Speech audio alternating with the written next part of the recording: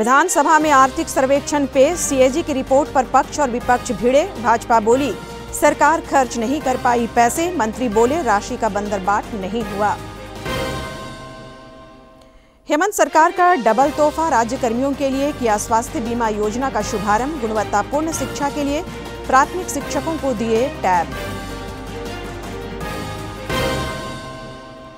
झारखंड राय विश्वविद्यालय के दीक्षांत समारोह में शामिल हुए राज्यपाल, बोले 2047 तक भारत को विकसित राष्ट्र बनाने की जिम्मेदारी युवाओं के कंधे पर। और नशे के कारोबारियों के खिलाफ पुलिस को बड़ी सफलता, जमशेदपुर पुलिस ने 15 लाख के ब्राउन शुगर के साथ महिला समेत 13 तस्करों को किया गिरफ्तार।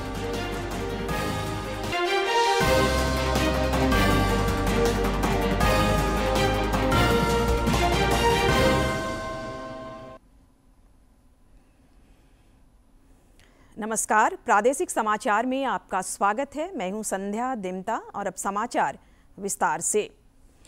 प्रधानमंत्री नरेंद्र मोदी ने दिल्ली में यूरोपीय आयोग की अध्यक्ष उर्सुला वॉन डेर लियेन के साथ प्रतिनिधि मंडल स्तर की वार्ता की। यूरोपीय आयोग की अध्यक्ष उर्सुला वॉन डेर लियेन के साथ एक संयुक्त प्रेस वक्तव्य के दौरान प्रधानमंत्री ने कहा कि ईवी बैटरी, मरीन प्लास्टिक और ग्रीन हाइड्रोजन में संयुक्त शोध किया जाएगा। मरीन प्लास्टिक्स और ग्रीन हाइड्रोजन में जॉइंट रिसर्च किया जाएगा। साथ ही सस्टेनेबल अर्बन डेवलपमेंट पर हम अपने जॉइंट प्लान को आगे बढ़ाएंगे। कनेक्टिविटी के क्षेत्र में India, middle east, Europe economic corridor यानी आईमेक, उसे आगे ले जाने के लिए ठोस कदम उठाए जाएंगे। मुझे विश्वास है कि IMEC global commerce, sustainable growth और प्रॉस्पेरिटी को ड्राइव करने वाला इंजन साबित होगा।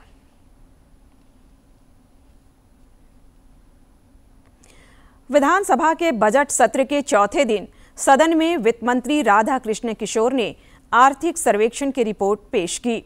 रिपोर्ट के मुताबिक झारखंड की अर्थव्यवस्था में पिछले 3 वर्षों में लगातार वृद्धि हुई है। राज्य के स्थिर मूल्यों पर सकल राज्य घरेलू उत्पाद जीएसडीपी में औसतन वार्षिक 7.7% और वर्तमान मूल्यों पर जीएसडीपी में 10.7% की दर से वृद्धि हुई है। राज्य का जीएसडीपी जो वर्ष 2011-12 में 1,50,918 करोड़ रुपये था, चालू वित्तीय वर्ष के अंत तक स्थिर मूल्यों पर 2 गुना और वर्तमान मूल्यों पर 3 गुना से अधिक होने का अनुमान है। कि झारखंड सरकार का आर्थिक सर्वेक्षण प्रतिवेदन वर्ष 2024-25 सदन पटल पर रखे जाने के पश्चात जनता में बिक्री के लिए उपलब्ध।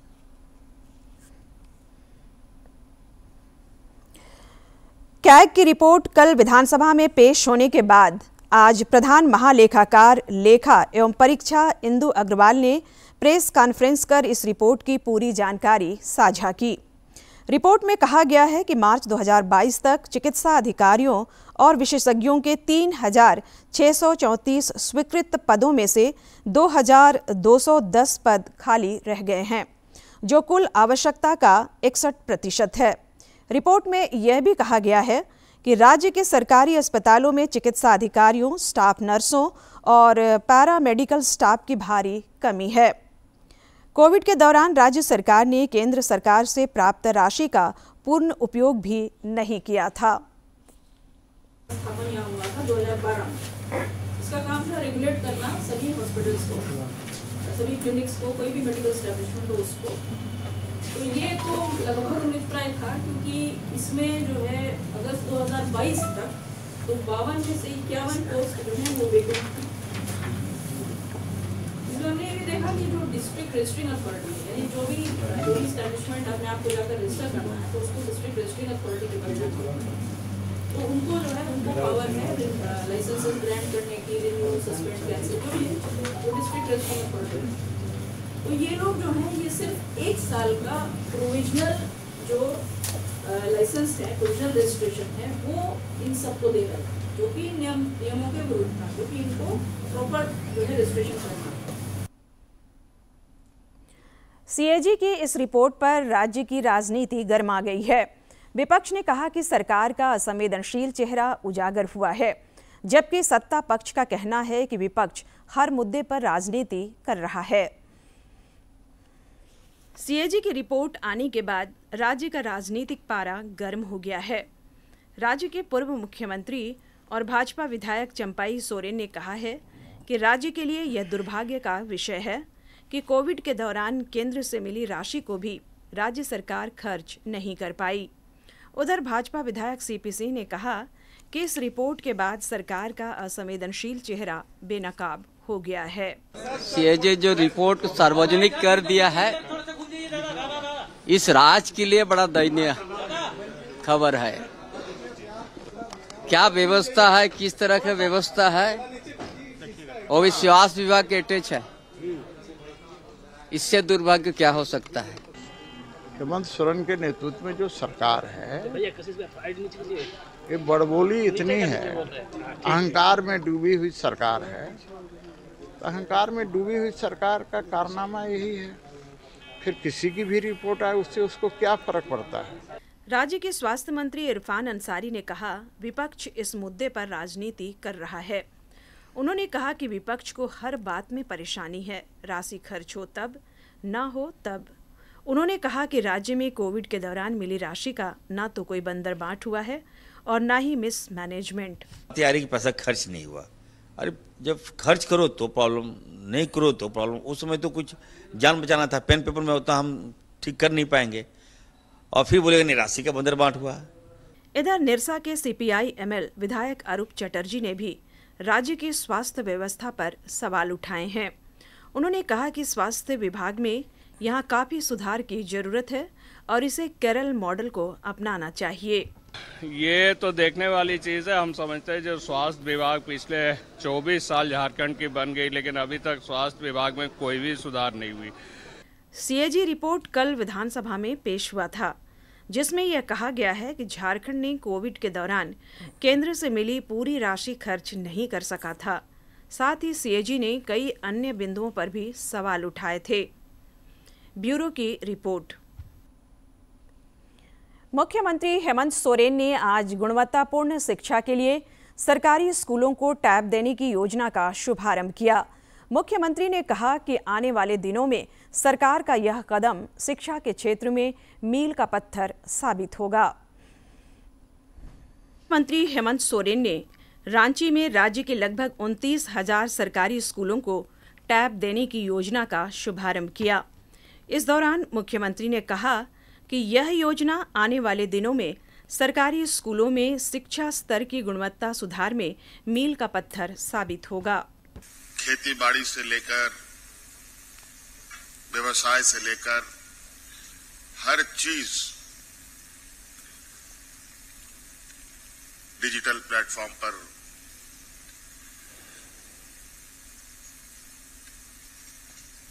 लोग जुड़ रहे हैं। उसमें शिक्षा भी आज बहुत तेजी से डिजिटल के दुनिया में पहुंच चुका है। इस दौरान सांकेतिक रूप से कई शिक्षकों को टैब भी प्रदान किए गए। मौके पर राज्य के शिक्षा मंत्री रामदास सोरेन ने कहा कि इस योजना से स्कूलों को तकनीकी स्तर पर विकसित करने का प्रयास किया जा रहा है। हमारी सरकार यह अच्छी तरह से समझती है कि एक प्रशिक्षित शिक्षक ही राज्य के भविष्य को संवारने का कार्य कर सकते हैं, क्योंकि शिक्षा को किसी भी राज्य में उज्जवल भविष्य एवं समृद्धि की कुंजी मानी गई है। आज मुख्यमंत्री ने शिक्षा को लेकर कई अन्य प्रयासों का भी शुभारंभ किया।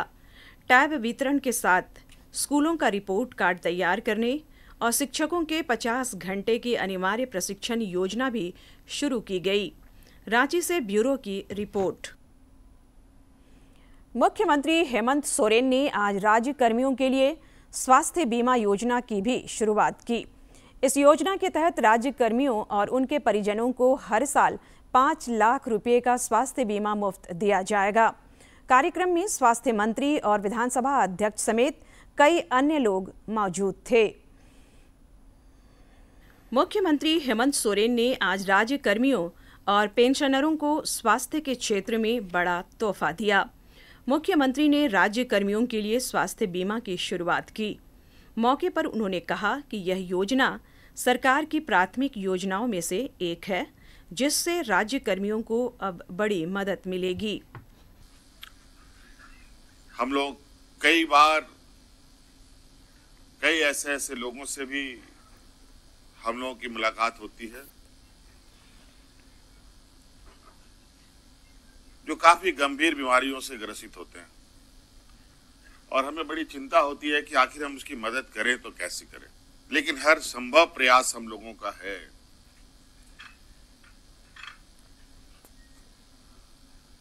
कि इस राज्य की विभिन्न समस्याओं को जड़ से बाहर किया जाए, जड़ से खत्म किया जाए। मौके पर राज्य के स्वास्थ्य मंत्री इरफान अंसारी भी मौजूद थे। उन्होंने कहा कि राज्य कर्मियों को यह फायदा मिले, इसके लिए सरकार काफी समय से प्रयत्नशील थी। उन्होंने कहा कि आज राज्य कर्मियों की पुरानी मांग भी पूरी हुई है। के तमाम हमारे विधायकगण, पूर्व विधायकगण, कर्मचारीगण, पेंशन कर्मीगण, तमाम अधिवक्ताओं और उनके परिवार के लिए एक ऐतिहासिक दिन है।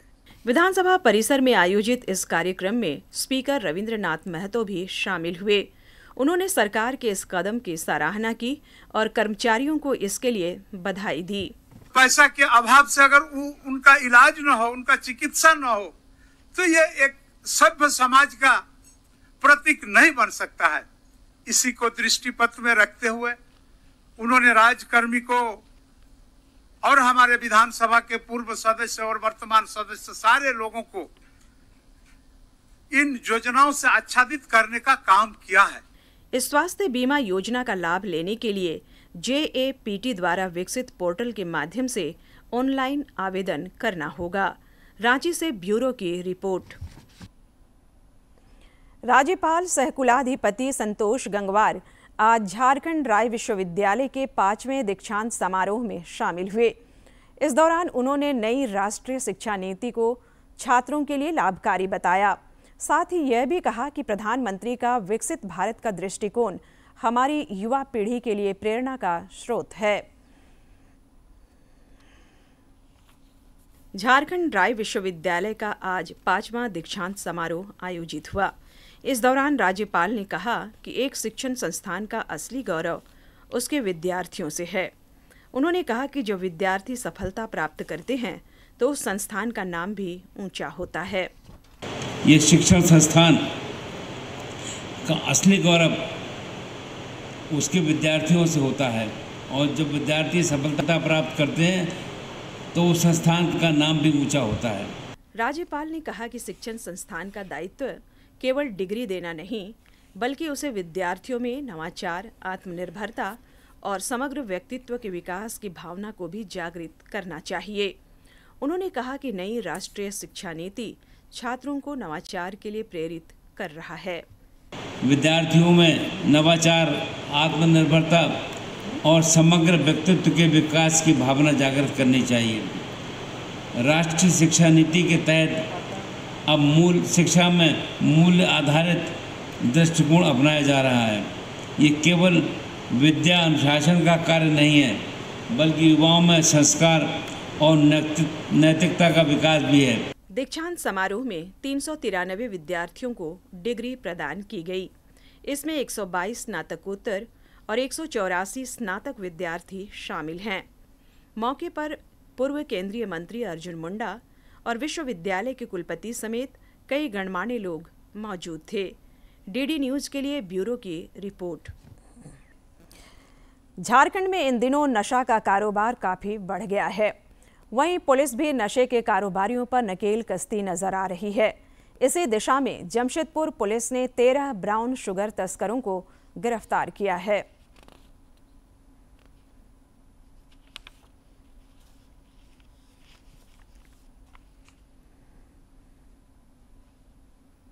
को हिरासत में लिया, जिनका नाम है अब्दुल हमीद। ये सरायकेला कसावा का रहने वाला और यही सरगना है। उड़ीसा से सरायकेला कसावा से ये लाता था ब्राउन शुगर, यहाँ पे छोटी छोटी पुड़िया बनाता था और इसकी टीम फिर डिस्ट्रीब्यूट करती थी, पुड़िया पूरे जमशेदपुर में करती थी। उसके अलावा मोहम्मद जाकिर, सजाद खान, शेख अफरीदी, आरिफ खान, मोहम्मद जावेद, मोहम्मद अल्ताफ, मोहम्मद चांद, मोहम्मद अरबाज, नगमा खातून, मोहम्मद अमीर, अमृत गुड़िया, सावन दास, ये 13। गिरिडीह पुलिस ने मानव तस्करी में शामिल 4 व्यक्तियों को गिरफ्तार किया है।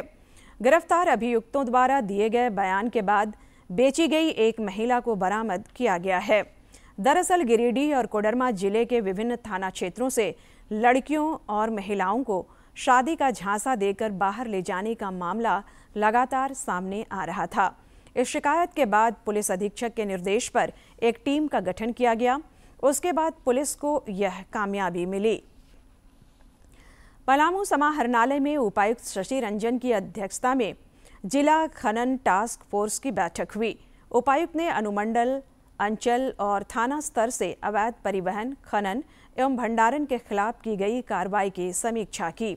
उन्होंने अवैध खनन और परिवहन को लेकर सीमावर्ती क्षेत्रों में विशेष चौकसी बरतने का निर्देश दिया। इस दौरान उपायुक्त ने बालू के अवैध उठाव और भंडारण पर सख्ती से कार्रवाई करने का निर्देश दिया। साथ ही ट्रेंच कटवाकर अवैध परिवहन के रास्ते को बाधित करने की बात कही, ताकि बालू के अवैध परिवहन और भंडारण पर पूरी तरह से रोक लगाई जा सके। झारखंड पुलिस एसोसिएशन का चुनाव झारखंड पुलिस एसोसिएशन के केंद्रीय कार्यालय रांची में हुआ। इसमें राज्य भर की पुलिस और पुलिस पदाधिकारियों ने मतदान किया। झारखंड पुलिस एसोसिएशन चुनाव 2025 के अध्यक्ष पद के प्रत्याशी रविंद्र कुमार पप्पू ने बताया कि झारखंड के सभी जिलों के 1056 डेलीगेट्स ने मतदान किया। जो भी प्रत्याशी विजयी होंगे वे राज्य भर के पुलिस कर्मियों के कल्याण के लिए काम करेंगे।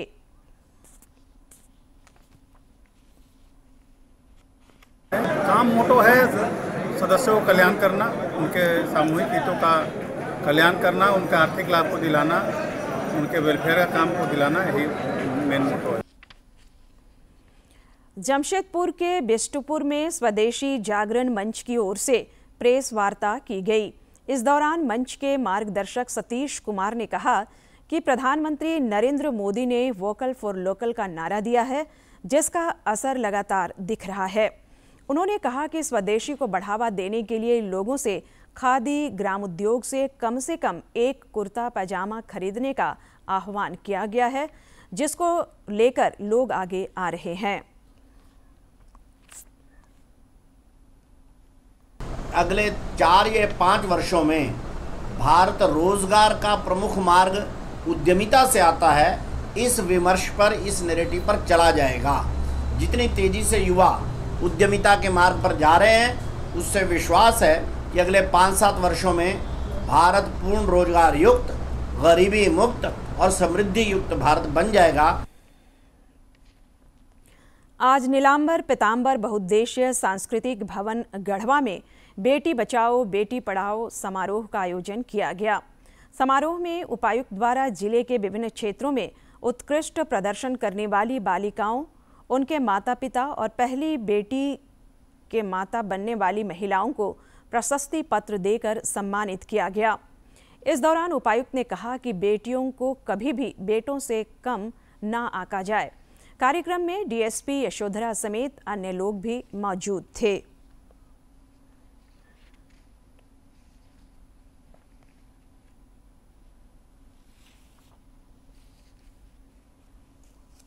जितने माँ बाप के लिए, परिवार के लिए कंसर्न होती है, उसका जोड़ा नहीं है।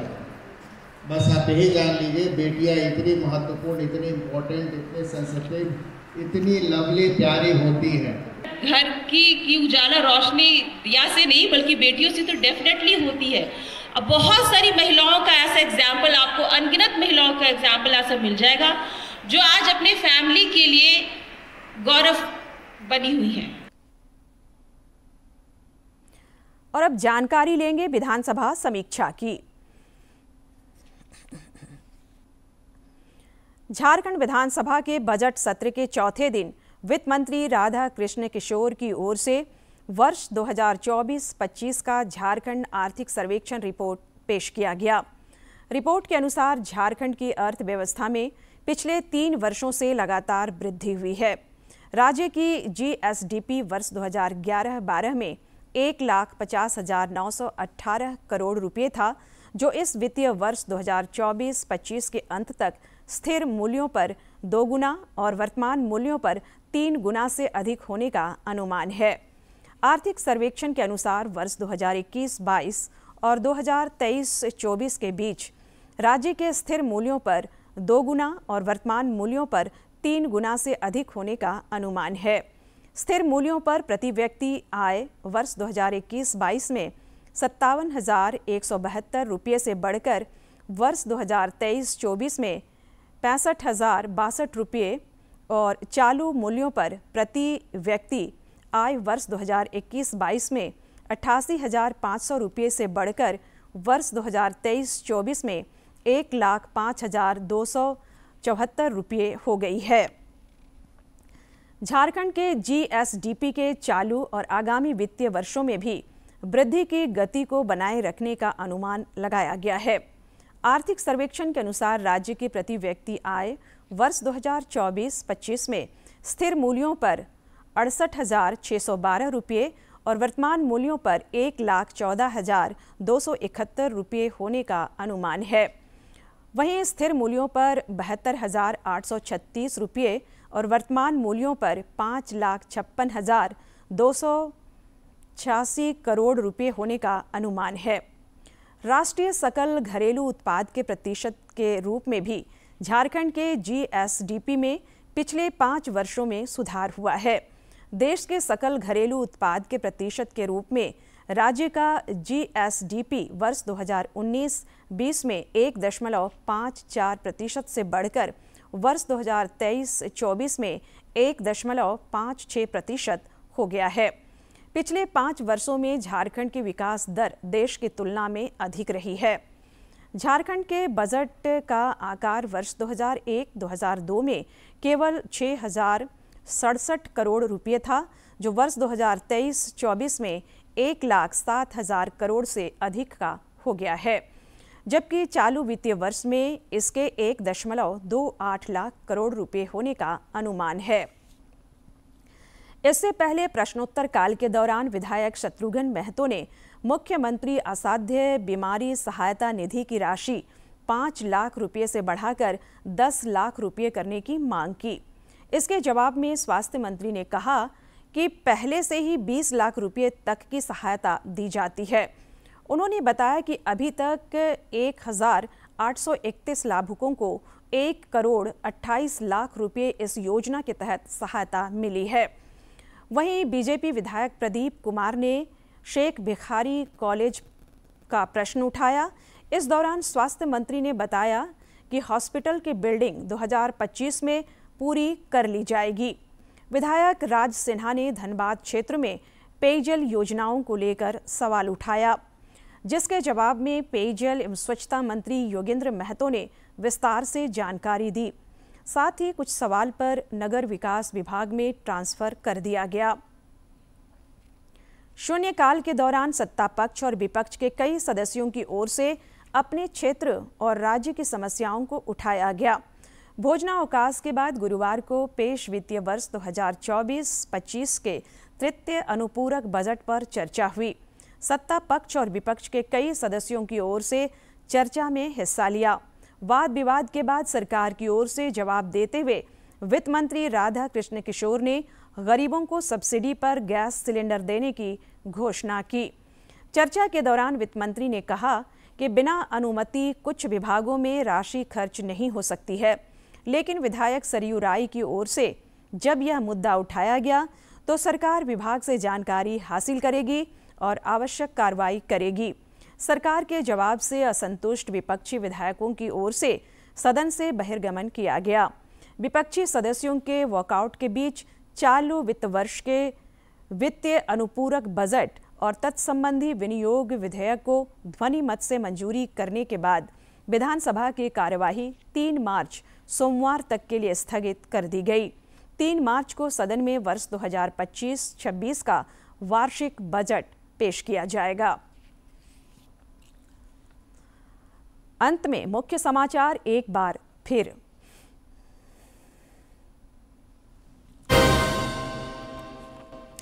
विधानसभा में आर्थिक सर्वेक्षण पेश, सीएजी की रिपोर्ट पर पक्ष और विपक्ष भिड़े। भाजपा बोली सरकार खर्च नहीं कर पाई पैसे, मंत्री बोले राशि का बंदरबाट नहीं हुआ। हेमंत सरकार का डबल तोहफा, राज्यकर्मियों के लिए किया स्वास्थ्य बीमा योजना का शुभारंभ। गुणवत्तापूर्ण शिक्षा के लिए प्राथमिक शिक्षकों को दिए टैब। झारखंड राय विश्वविद्यालय के दीक्षांत समारोह में शामिल हुए राज्यपाल, बोले 2047 तक भारत को विकसित राष्ट्र बनाने की जिम्मेवारी युवाओं के कंधों पर। और नशे के कारोबारियों के खिलाफ पुलिस को बड़ी सफलता, जमशेदपुर पुलिस ने 15 लाख के ब्राउन शुगर के साथ महिला सहित 13 तस्करों को किया गिरफ्तार।